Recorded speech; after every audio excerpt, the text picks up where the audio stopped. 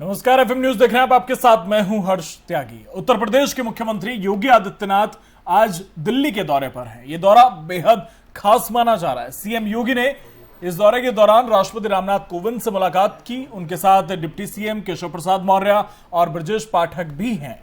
योगी और दोनों deputy CM Delhi में पीएम मोदी, गृहमंत्री अमित शाह और पार्टी के बड़े नेताओं से मुलाकात करेंगे।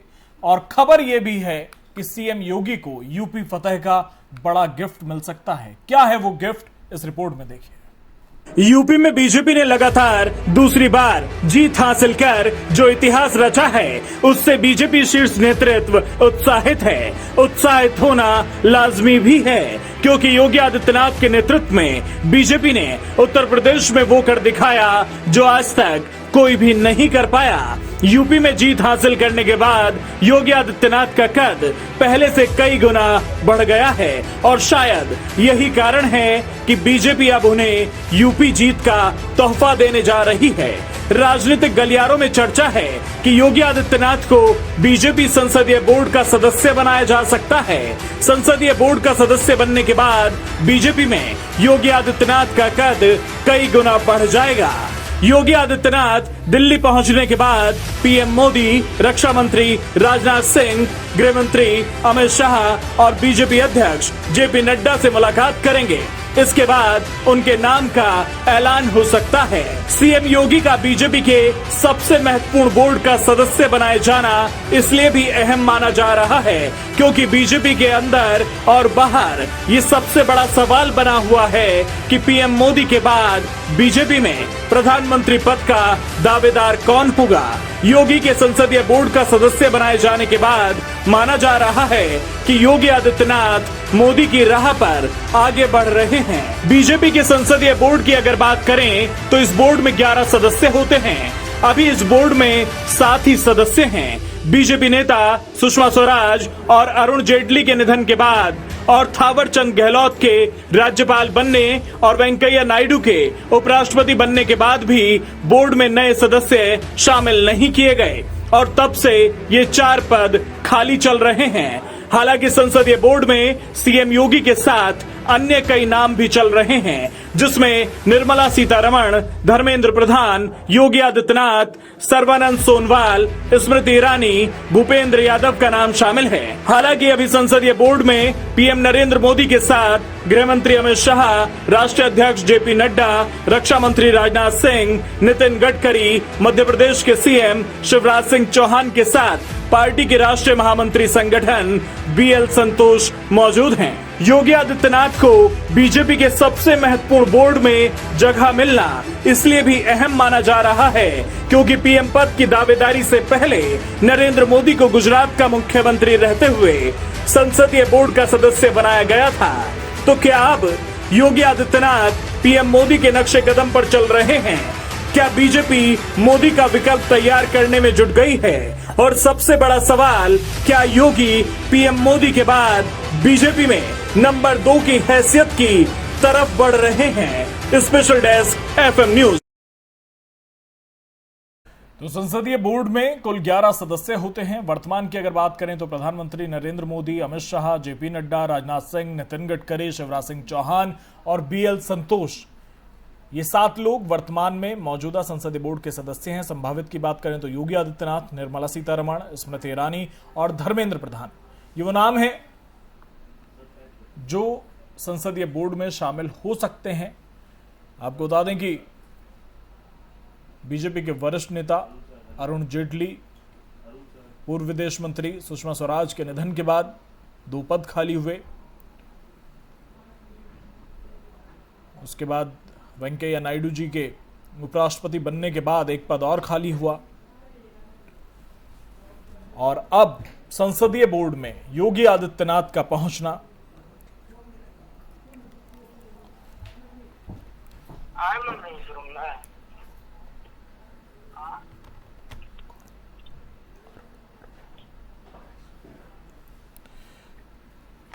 और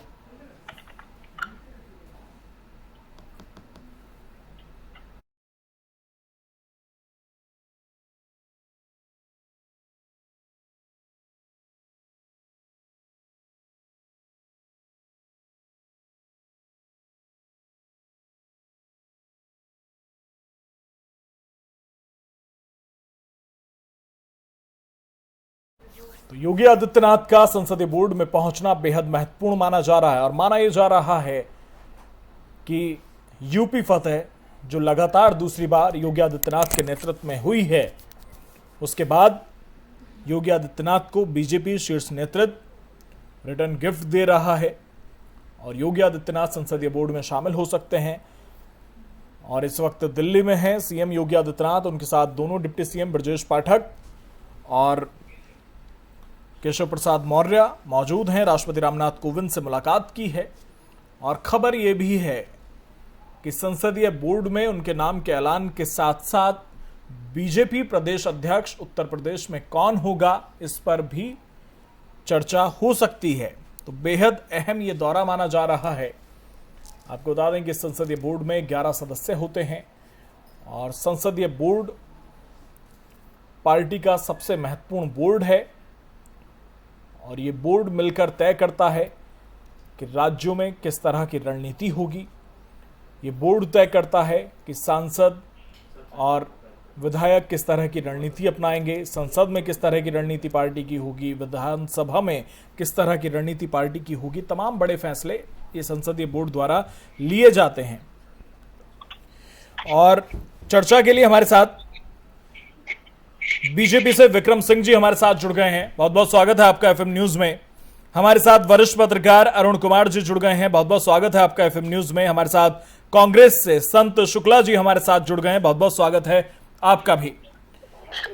शुरुआत विक्रम सिंह आपसे ही करूंगा। संसदीय बोर्ड में शामिल होने पर क्या यह माना जाए कि पीएम पद की तरफ योगी आदित्यनाथ का यह पहला कदम है? देखिए, योगी जी ने लगातार दूसरी बार सत्ता में आके अपने आप को साबित किया है कि उनके प्रशासन को, उनके कार्य को उत्तर प्रदेश की जनता ने स्वीकार किया। उत्तर प्रदेश सर्वाधिक लोकसभाओं वाला प्रदेश है, सर्वाधिक लोकसभा सीटें हैं। माननीय योगी आदित्यनाथ जी जिस प्रकार से अपना कार्य कर रहे हैं, जिस प्रकार से उनका कद बढ़ता जा रहा है, तो भविष्य में किसी भी संभावना पे इनकार नहीं किया जा सकता। क्योंकि भारतीय जनता पार्टी लोकतांत्रिक पार्टी है। संसदीय बोर्ड में आ जाने से या किसी से भी ये कह देना कि प्रधानमंत्री पद के लिए दावेदार है, वो बहुत जल्दी होगी। बस मैं यही कह सकता हूँ कि योगी जी का सुशासन, उनके प्रति जनता का प्यार और जनता को जो उन्होंने दिया है इस 5 साल में उत्तर प्रदेश की जनता को, जिसके कारण पूरे देश की जनता की निगाहें उनकी ओर है। लेकिन इस बात से तो इनकार नहीं किया जा सकता कि बहुत बड़ा हुआ है। इस बात से तो इनकार नहीं कर सकते विक्रम सिंह कि पीएम मोदी की राह पर, उनके नक्शे कदम पर योगी आदित्यनाथ हैं। क्योंकि आपको भी याद होगा कि जब गुजरात के मुख्यमंत्री हुआ करते थे नरेंद्र मोदी, उस वक्त पीएम पद की दावेदारी से पहले उन्हें संसदीय बोर्ड में शामिल कर लिया गया था और उसके बाद प्रधानमंत्री पद के लिए ऐलान किया गया था। तो संसदीय बोर्ड में आना अपने आप में एक बड़ी बात है जी। आप प्रारंभिक पार्टी के 11 लोगों में आप अगर आए हैं जी, तो ये बड़ा स्थान है। और मैंने कहा कि किसी भी संभावना से इंकार नहीं किया जा सकता। उनका कद तो निश्चय ही बड़ा है और एक कद ही बड़ा है कि 5 साल का सुशासन के बाद में दोबारा से आए हैं, तो उनका कद तो बढ़ ही चुका था। संसदीय बोर्ड में आने के बाद उसमें और ज्यादा बढ़ोतरी हुई है और भविष्य में योगी जी के प्रति जनता का जिस प्रकार से प्यार और उत्साह है, तो देश के सर्वोच्च पद तक वो पहुंच ही सकते हैं, ऐसा सबको लगता है। ये तो जन सामान्य में चलने वाली एक बात है, तो इससे कभी भी इनकार नहीं किया जा सकता। संत कुमार शुक्ला जी, योगी आदित्य, अगर ये मान लिया जाए कि बीजेपी प्रधानमंत्री नरेंद्र मोदी के उत्तराधिकारी के तौर पर योगी आदित्यनाथ को तैयार कर रही है, तो कितनी बड़ी चुनौती के तौर पर कांग्रेस योगी आदित्यनाथ को देख रही है? देखिए, सबसे पहले तो आपका बहुत बहुत धन्यवाद, आभार जी। बड़े महत्वपूर्ण मुद्दे को आप लोग लेकर के हमेशा आते हैं। अभी ये भारतीय जनता पार्टी है, अभी ये मुखौटा कुछ और रखेंगे, लेकिन कुछ हो रहा है कि इनके मन में कुछ और है। क्योंकि अभी एक 1 मैन शो 2 मैन आर्मी चल रही है। अभी भी इनके लिए ये द्वेष को पहल के तय डाल रहे हैं। अभी ये बात आपकी ठीक है कि पहले मोदी जी भी पार्लियामेंट्री कमेटी में आए थे, इसके बाद वो पीएम के लिए प्रपोज किए गए। लेकिन इससे ये खुद पूछिए बीजेपी वालों से, राजनाथ सिंह जी कहाँ जाएंगे, नड्डा जी कहाँ जाएंगे, नितिन गडकरी जी कहाँ जाएंगे? इनके पास कोई स्टेटस नहीं है अभी भी। ये सिर्फ शोपीस बनाने की बात कर रहे हैं, टहल कर रहे हैं, टहल कर जा रहे हैं। कांग्रेस तो हमेशा हिंदू मुस्लिम सिख ईसाई भाई भाई की राजनीति करते थे, हर चुनौती को स्वीकार करने के लिए तैयार रहती है। और कांग्रेस जो राजनीति करेगी अपने दम पर करेगी, किसी पार्टी को तोड़ फोड़ करके करने की राजनीति नहीं करेगी। ठीक है, लेकिन संत शुक्ला जी, अगर चुनौती की बात करें तो योगी आदित्यनाथ का जो प्रभाव है, योगी आदित्यनाथ के प्रति जो लोगों का प्यार है, उसमें तो कमी नहीं है। और चुनौती आपके सामने इसलिए भी है, और जिस पर मैं चर्चा भी करना चाह रहा हूं, कि प्रधानमंत्री नरेंद्र मोदी की एक अपनी अलग छवि है, उनका तोड़ कांग्रेस के पास नहीं है। वहीं दूसरी तरफ अगर योगी आदित्यनाथ को बीजेपी तैयार कर ला रही है, और जिस तरह की फैन फॉलोइंग योगी आदित्यनाथ की है, तो बड़ी मुश्किल कांग्रेस के लिए होने वाली है, क्योंकि कांग्रेस इस तरफ काम नहीं कर रही है। कांग्रेस के लिए कोई मुश्किल नहीं है। अभी किसी ने उत्तर प्रदेश में जो चुनाव का परिणाम हम दिखाना चाहेंगे, ये क्या है सभी को पता है।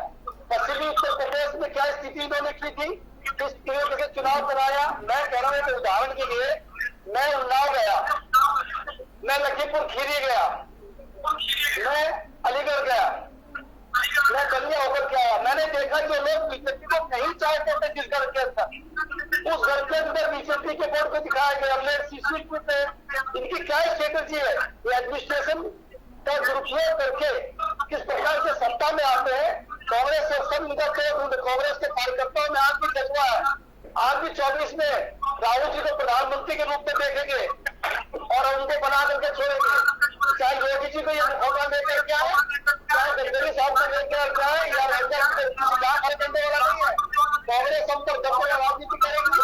पूरे देश में कांग्रेस का वर्चस्व कायम है। ये मत सोचिए कांग्रेस का आज सत्ता में इन्होंने करके राजनीतिक परिवर्तन करके सत्ता का दुरुपयोग करके यदि सत्ता में बैठ गए तो इससे घबराने वाले नहीं है। हमारे जो कार्यकर्ता हमेशा जज्बे में है। आगे संत शुक्ला जी, तमाम जो आप आरोप लगा रहे हैं बीजेपी पर, उन सवालों के जवाब तो मैं लूंगा, लेकिन सवाल ये है कि तमाम बीजेपी पर आरोप लगा देने से क्या कांग्रेस की समस्या का समाधान हो जाएगा? क्यों कांग्रेस चिंतन करने को तैयार नहीं है? मंथन के बाद भी निर्णय वही निकलता है। गांधी परिवार के लोग खुद को रिजाइन देकर खुद ही स्वीकार और अस्वीकार कर लेते हैं। हर जी, मैं कहता हूँ ये राजनीति में जिनको जाना है वो जाएंगे, उसकी कोई लड़ाई नहीं। यहाँ कांग्रेस पूरे मंथन पर चल रही है। आपने देखा कि अभी एग्जीक्यूटिव कमेटी की मीटिंग हुई, सीडब्ल्यूसी की मीटिंग हुई, यहाँ निरंतर मंथन की तरफ बढ़ रहे हैं। कांग्रेस में विरोध करने के लिए बढ़ रहे हैं। कांग्रेस के कार्यकर्ताओं में जरूर बढ़ने की बात कर रहे हैं। जो कांग्रेस के कार्यकर्ता है वो जो टिकाऊ है वो टिके रहेंगे, और जो बिकाऊ है वो बिकते रहेंगे। यहाँ फर्क पड़ने वाला नहीं है। जो कांग्रेस के प्रति जिसमें खून है, जिसमें रक्त है, कांग्रेस बसी हुई है, जिन्होंने वो आंदोलन देखा, जिन्होंने आजादी देखी हुई है, कांग्रेस को छोड़ करके जाने वाले नहीं है। संत कुमार शुक्ला जी, मैं ऐसे लोगों के नाम गिना सकता हूं जिन्होंने अपनी पूरी जिंदगी कांग्रेस में लगा दी और लास्ट में हताश होकर उन्होंने पार्टी छोड़ दी। हताश नहीं है, उनके विषय कोई ना कोई उनकी स्वेच्छा बाकी थी। हताश नहीं, हताश तो कांग्रेस किसी को करती नहीं है। आप सोचिए, काम करने वाले कोई व्यक्ति तो कोई किसी तरह जाएगा। जिस परिवार ने उनको सम्मान दिया, ब्लॉक से लेके, जिले से लेके, प्रदेश से लेके, मंत्रालय से दिया, और वो लोग भी जाएंगे तो जाएंगे, किसी की जबरदस्ती नहीं कर सकते ना।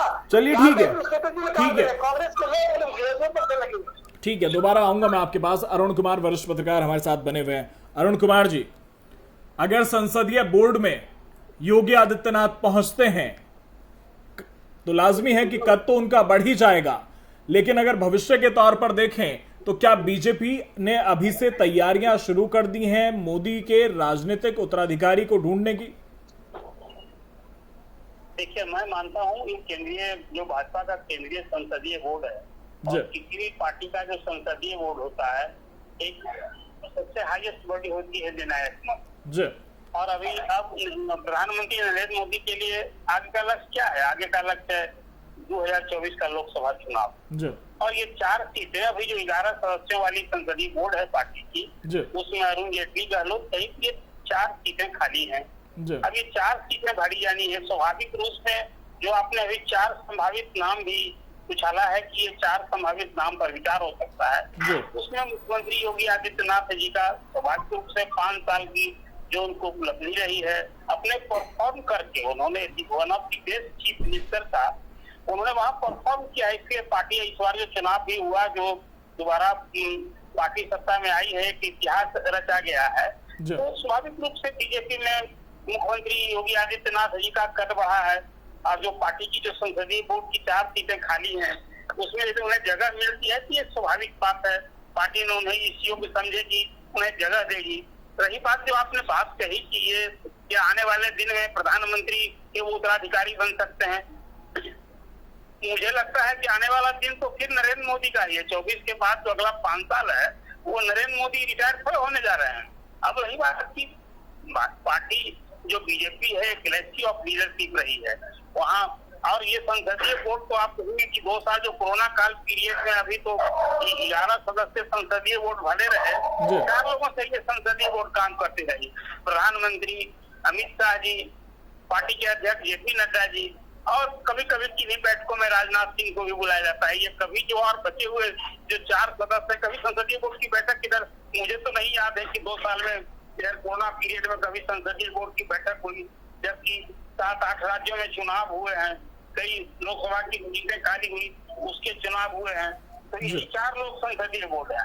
लेकिन मुख्यमंत्री योगी आदित्यनाथ का संसदीय बोर्ड में इंक्लूजन, ये इनके पार्टी में उनका कद और पद तो अपनी जगह है, कद बढ़ा है, इसका एक संकेत है। और बीजेपी आने वाले दिन में स्वाभाविक है कि जो पहले नेताओं की कतार की जो लिस्ट बनेगी, उसमें प्रधानमंत्री के बाद कौन होगा, तो प्रधानमंत्री के बाद माना जाता है कि अमित शाह जी हैं, राजनाथ सिंह जी हैं, और उसमें जो 2-3 केंद्रीय मंत्री अभी हैं वहाँ जिनकी चर्चा होती है, गडकरी साहब हैं, तो उसमें योगी आदित्यनाथ जी उस कतार में अब खड़े होने जा रहे हैं। आपने जो विषय उठाया कि संसदीय बोर्ड में 7 सदस्य हैं, लेकिन 3 या 4 लोग ही निर्णय लेते हैं, लेकिन अगर योगी आदित्यनाथ इस संसदीय बोर्ड में आ जाते हैं, और जो अब तक योगी आदित्यनाथ की कार्यशैली रही है 2017 के चुनाव से लेकर अब तक, आपको लगता है कि सिर्फ योगी आदित्यनाथ वहां पर फॉर्मेलिटी के लिए रहेंगे? नहीं, देखिए, नेता तो अभी भी प्रधानमंत्री श्री नरेंद्र मोदी ही पार्टी के सर्वमान्य नेता हैं, और सब कुछ आज कहीं राज्यों में चुनाव होता है तो नरेंद्र मोदी के फेस के नाम पर चुनाव रही है भाजपा। ये पहला हाल के वर्षों में यदि आप देखेंगे तो यूपी का चुनाव है जहाँ की मुख्यमंत्री के चेहरे पर फिर दोबारा उन्हीं को आगे करके ये चुनाव लड़ा गया। ये योगी आदित्यनाथ जी की बड़ी उपलब्धि थी। तो आप भविष्य के लिए जो एक आकलन आप कर रहे हैं कि आगे वाले दिन में प्रधानमंत्री की रेस में क्या फिर योगी आदित्यनाथ का नाम भी आएगा, आ ही सकता है, स्वाभाविक है।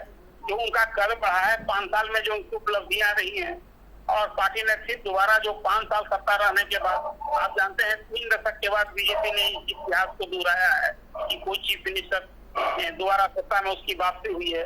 तो योगी आदित्यनाथ जी भी पार्टी के संसदीय बोर्ड में होते हैं, तो औपचारिकता इसको अब इस रूप में हम नहीं कहेंगे कि जब नेता के रूप में संसदीय बोर्ड की बैठक में उनको आमंत्रित किया जाएगा, शरीक होंगे, एक बड़ा सम्मान उनके लिए होगा। औपचारिकता को देखिए, तय तो अब आज कोई फैसला जो कुछ हो रहा है, अमित शाह जी जो तय करें वही नड्डा जी तय करते हैं। व्यवहारिक स्तर पर आप बात करेंगे, बॉडी भले है, लेकिन व्यक्ति तय करता है। जो प्राइम मिनिस्टर तय करते हैं वही अंतिम होगा, जो अमित शाह जी तय करते हैं वहाँ। ये ठीक है कि बीजेपी में एक संगठन है, और संगठन के अध्यक्ष का एक सबसे अधिक सर्वोच्च सम्मान होता है।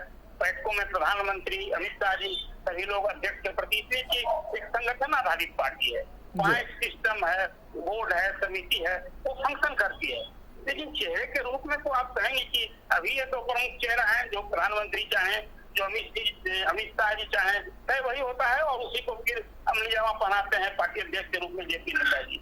ठीक है। योगी आदित्यनाथ जी का जो प्रमोशन होता है, तो ये स्वाभाविक है कि उनका पार्टी में फिर एक कद बढ़ेगा, ये एक सम्मान सामने आएगा, ये बात होगी। ठीक है। विक्रम सिंह, अरुण कुमार जी कह रहे हैं कि जो प्रधानमंत्री नरेंद्र मोदी और अमित शाह कहते हैं उसे ही अमली जामा पहनाने का काम करते हैं जेपी नड्डा जी। संसदीय बोर्ड में भले ही 7 लोग हैं, लेकिन 3 से 4 लोग ही फैसले लेते हैं। देखिए, आपने जो बात कही, जेपी नड्डा जी बहुत पुराने कार्यकर्ता संगठक हैं, और उन्होंने बहुत लंबे समय से देश में काम किया है वो खुद जानते हैं कैसे काम करना है। भारतीय जनता पार्टी मिलजुल कर काम करने वाली एक पार्टी है जिसमें सब लोग अपना विचार देते हैं, संरक्षीय परंपरा का पालन करने वाली पार्टी है। हमें प्रधानमंत्री जी भी सलाह देते हैं, अमित शाह जी भी सलाह देते हैं, राजनाथ सिंह जी भी सलाह देते हैं, पूर्ण संसदीय बोर्ड सलाह देता है। किंतु अध्यक्ष जी का अपना जो प्रोटोकॉल है, तो अध्यक्ष जी की अपनी अनुशंसाएं हैं, वो तो हमेशा ही रहेंगी। ये कह देना घर कि पार्टी को कोई एक या दो लोग चला रहे हो, भारतीय जनता पार्टी के साथ नहीं चल पाता। संत शुक्ला जी तो कह रहे हैं 1 मैन और 2 आर्मी शो है, जी 1 मैन और 2 मैन आर्मी शो है बीजेपी। आपकी आवाज छोटी सी अस्पष्ट हो रही है। संत शुक्ला जी भी यही कह रहे हैं कि 1 या 2 लोग ही चला रहे हैं बीजेपी। नहीं, वो कह रहे हैं, वो तो मैंने भी सुना है। मैं आपको बता रहा हूँ कि भारतीय जनता पार्टी एक या दो लोगों से नहीं चल रही है। भारतीय जनता पार्टी एक विशाल संगठन है, संगठन मंत्री भी होते हैं कौन सारे, जैसे किसी और पार्टी में नहीं होते हैं। भारतीय जनता पार्टी के स्ट्रक्चर को जब आप देखेंगे, बाकी किसी भी देश की पार्टी से वो नहीं मिलता है। ऐसा सबसे बड़ा ऐसे संगठन मंत्री होता है। अध्यक्ष पूर्ण रूप से स्वतंत्र अध्यक्ष है। यहाँ पर बाकी पार्टियों की तरह बाकी पार्टियों में तो तय शुदा अध्यक्ष होते हैं कि जो भी होंगे। ये भारतीय जनता पार्टी है जिसमें अध्यक्षों की लंबी कतार है, जो अपने संघर्ष से बने और अपनी जगह आके बने। और हर व्यक्ति के लिए कहा गया कि ये उसके इशारे पर चलते हैं कि आज गिनती चलती है, लेकिन भविष्य में ये बात देखी गई कि नहीं, भारतीय संगठन के हिसाब से सब लोगों की सलाह के हिसाब से चल रही है। और भारतीय जनता पार्टी के लिए ये बात हमेशा ही साबित रहती है। और संसदीय बोर्ड को भी पूर्ण रूप से, जैसे चुनाव भी होते हैं, संसदीय बोर्ड का अपना मूल स्थान होता है और उसका जो कार्य है वो बखूबी पूर्ण करता है। संत शुक्ला जी के अनुसार तो कांग्रेस के लिए बड़ी चुनौती नहीं रहेंगे योगी आदित्यनाथ। बिल्कुल नहीं, उन्होंने तो शुक्ला जी ने तो बताया कांग्रेस का वर्चस्व देश भर में है। जब उन्हें आज भी वर्चस्व नजर आ रहा है, उनके आगे तो कोई टक्कर नहीं है। आप एक बात बताइए, आज जिस स्थिति में कांग्रेस है, न्यूनतम विधायक, न्यूनतम सांसद, इसके बावजूद अगर शुक्ला जी कांग्रेस का वर्चस्व बता रहे हैं तो फिर तो कोई टक्कर में है ही नहीं, क्योंकि कांग्रेस कहीं में है ही नहीं। चर्चित करना कब होगा? संत शुक्ला जी जी जिनको लगता है कि वर्चस्व नहीं है, उनके लिए वो ठीक कह रहे थे, उनके संगठन का अपना वर्चस्व नहीं है। मैंने पहले भी कहा था, अब भी कह रहे, आगे भी कह रहा, जब तक अटल अडवाणी जी थे तब तक लगता था कि भारतीय जनता पार्टी या देश के चला के कुछ सोच उनके दिमाग में है। लेकिन अब ये तानाशाही जो सरकार चल रही है, 1 मैन से 2 मैन आर्मी है। मेरी तो दिवंगत अरुण जेटली जी से भी बात हुई थी, शुक्ला जी से भी बात हुई थी, और अभी प्रोजेक्ट में नितिन गडकरी साहब है, उनसे भी किसी मुद्दे पर बात हुई थी। पार्लियामेंट बोर्ड में बैठने के बाद वहाँ केवल डिसीजन लेने के लिए पावर में 2 लोग हैं, माननीय मोदी जी और अमित शाह जी।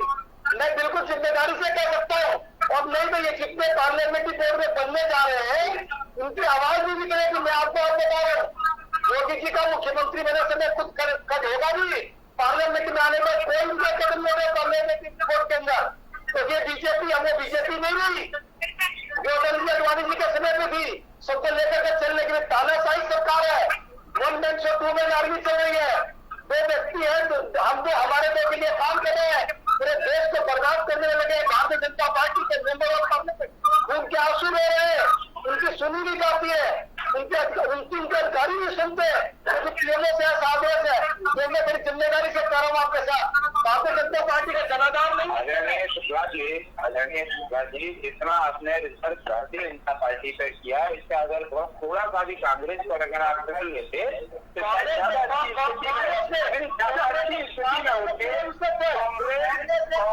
गांधीवादी पार्टी, हमारे पार्टी को पूरा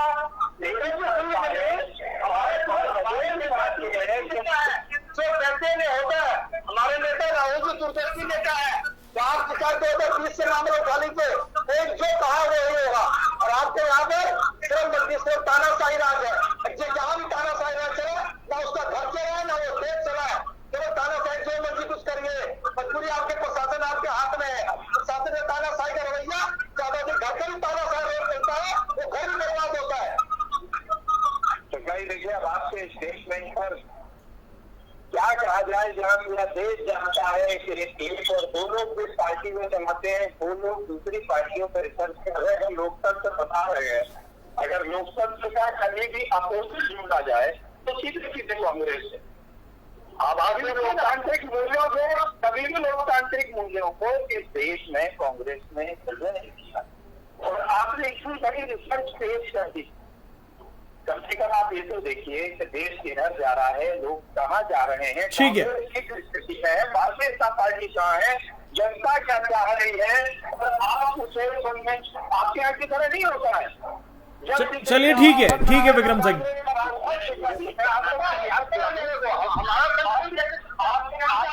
स्थितियाँ रहती थी, जब मन में आया कोई राज्य सरकार आपने बर्खास्त से दी, जब मन में आया आपने किसी चीफ मिनिस्टर को बदल दिया। ठीक है, समय का अभाव है मेरे पास। अरुण कुमार, ठीक है विक्रम सिंह, संत कुमार शुक्ला जी, ठीक है, और लगातार आप लोग बता रहे हैं, ठीक है विक्रम सिंह जी, ठीक है, आप बात कर रहे हैं, वो गलती ठीक है, समय का अभाव है मेरे पास। संत कुमार शुक्ला जी, ठीक है। अरुण कुमार जी, सवाल मेरा आपसे ये, जल्दी से आप जवाब दे दीजिए। सवाल ये है, क्या पीएम मोदी के बाद बीजेपी में नंबर 2 की हैसियत की तरफ योगी आदित्यनाथ अपने कदम बढ़ा रहे हैं?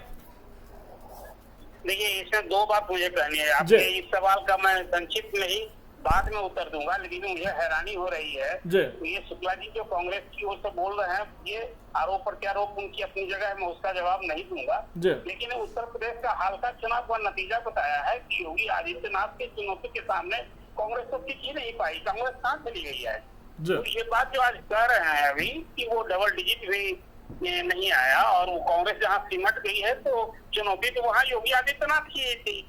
अभी जो कुछ बात कर रहे हैं तो उसकी बात रही कि बीजेपी संगठन की जो वर्किंग है, अब वो एक बात सही है कि अडवाणी, अटल जी और जोशी का जमाना नहीं, आज नरेंद्र मोदी और अमित शाह का जमाना है, और अलग अलग नेताओं की अलग अलग कार्यशैली होगी।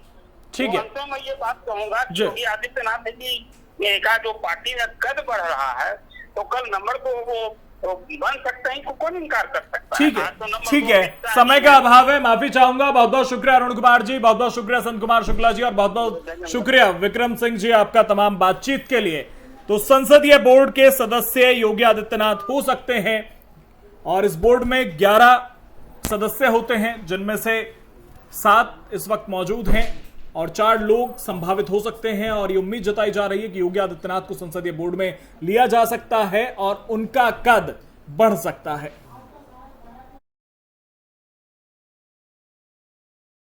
तो फिलहाल मेरे साथ इतना ही। बने रहिए एफएम न्यूज के साथ। नमस्कार।